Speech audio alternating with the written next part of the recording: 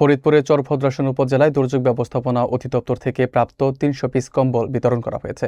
উপজেলা প্রশাসন ও কিশোর আলো যুব সংগঠনের উদ্যোগে শীতার্ত গরিব ও অসহায়দের মধ্যে কম্বল প্রদান করা হয়।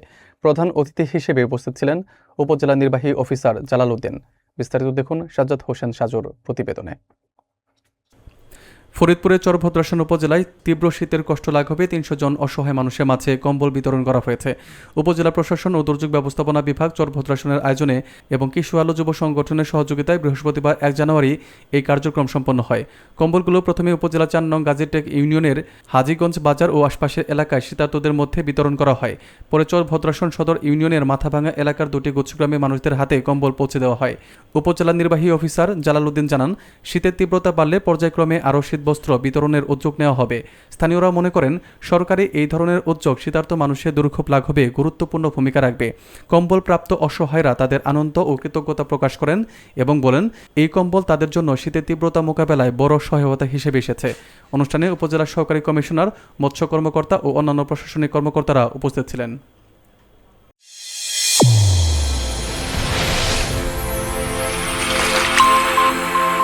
চ্যানেল A1 হৃদয়ের স্পন্দন।